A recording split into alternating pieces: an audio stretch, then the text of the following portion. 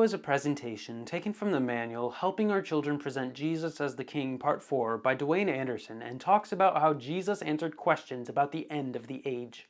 We realize that there may be other interpretations of this passage in the context of the rapture, tribulation, and millennial time periods quoted from these passages. Follow along with us as we learn together how Jesus answered questions about the end of the age. In our last topic, we saw that we want to help our physical and spiritual children learn to explain the things that will happen on the earth during the tribulation. We also want them to learn to explain the difference between the rapture and the second coming of Jesus to rule on the earth for 1,000 years. In our topic today, we will see what is going to happen at the return of Jesus right after his second coming to rule on the earth. Some very unusual things will happen at the time that Jesus returns to the earth. Matthew 24, verses 29 through 31 says, "Immediately after the tribulation of those days, the sun will be darkened, and the moon will not give its light. The stars will fall from heaven, and the powers of the heavens will be shaken. Then the sign of the Son of Man will appear in heaven, and then all the tribes of the earth will mourn, and they will see the Son of Man coming on the clouds of heaven with power and great glory. And he will send his angels with a great sound of a trumpet, and they will gather together his elect from the four winds, from one end of heaven to the other." Here we see that during the time leading up to and including the time that Jesus returns to the earth at his second coming, there will be very unusual things happening in the heavens. We saw in an earlier topic, in 1 Thessalonians 4 verses 13 through chapter 5 verse 2, that the tribulation will come right after the rapture. In the tribulation, we see that the sun will be darkened. Isaiah 13 verses 9 through 10 says, "Behold, the day of the Lord comes, cruel, with both wrath and fierce anger, to lay the land desolate, and he will destroy its sinners from it. For the stars of heaven and their constellations will not give their light. The sun will be darkened in its going forth, and the moon will not cause its light to shine." These verses also show that the moon and the stars will not give their light. We read that there will be stars that will fall from heaven. The powers of the heavens will also be shaken. These verses make it very clear that even the sun, moon, and stars will be affected during this time. We also see how the people on the earth will respond to the coming of Christ to rule. During the tribulation, the Antichrist will deceive the world with many false signs and wonders. In 2 Thessalonians 2:9, we read, "The coming of the lawless one is according to the working of Satan, with all power, signs, and lying wonders." Here we see that Satan will give the Antichrist power to perform signs and lying wonders. In contrast, we see the true sign that the Father will give. We read that the sign of the Son of Man will appear in heaven. Then we see what the sign will be. We read that all of the people of the earth will see the Son of Man coming on the clouds of heaven with power and great glory. Revelation 19:11 through 13 says, "Now I saw heaven opened, and behold, a white horse, and he who sat on him was called Faithful and True, and in righteousness he judges and makes war. His eyes were like a flame of fire, and on his head were many crowns. He had a name written that no one knew except himself. He was clothed with a robe dipped in blood, and his name is called the Word of God." This sign will be clearly seen by every person on the earth and is in great contrast to the false signs and wonders of the Antichrist. The response on the earth will be mourning, as the people of the earth mourn because of their rebellion against God and the judgment that they know is coming.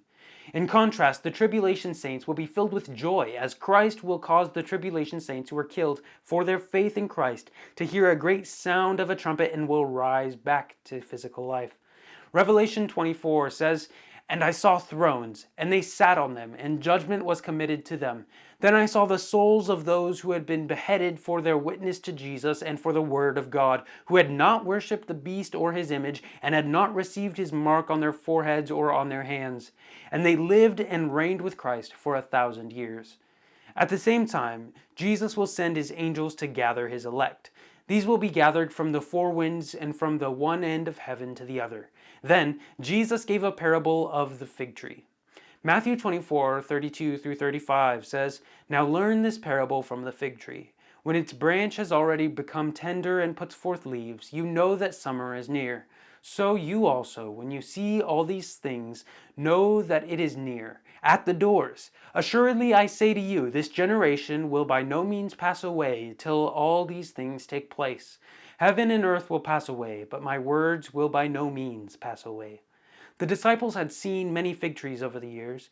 They knew that when the branch gets tender and the leaves start to appear on the fig tree, that the summer is very close. In an earlier topic on Matthew 21, verses 12 through 22, we saw that Jesus cursed a fig tree.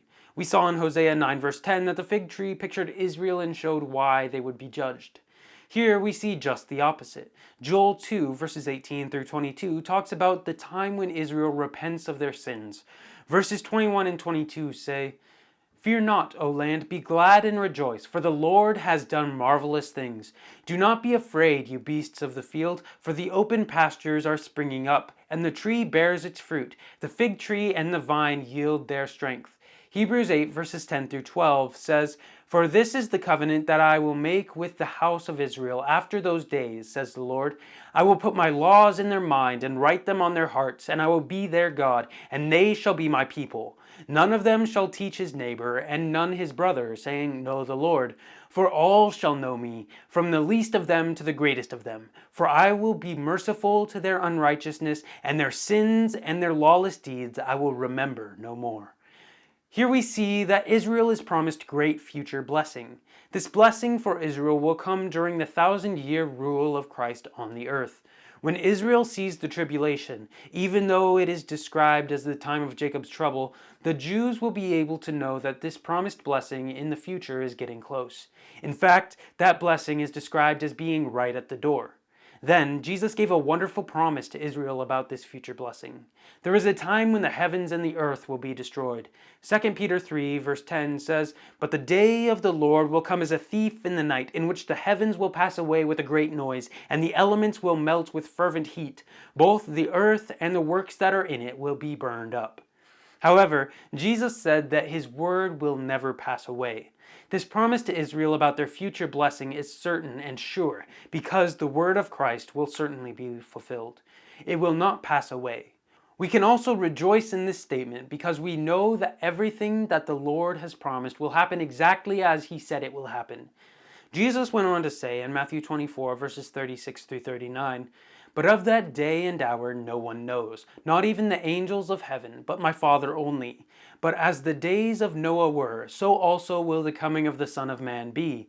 For as in the days before the flood they were eating and drinking, marrying and giving in marriage, until the day that Noah entered the ark, and did not know until the flood came and took them all away, so also will the coming of the Son of Man be."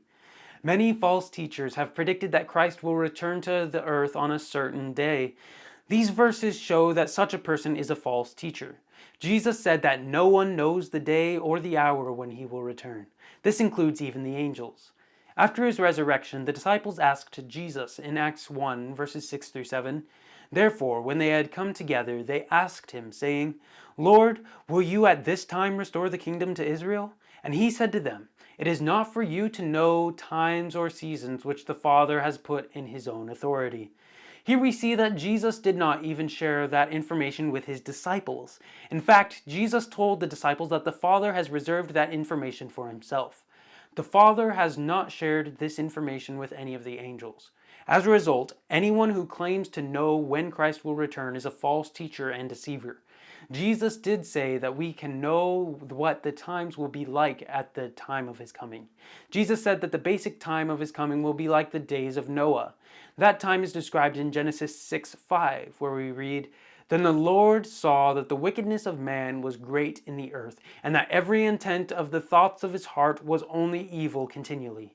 We see that in the time of Noah, the hearts of the people were filled with evil continually.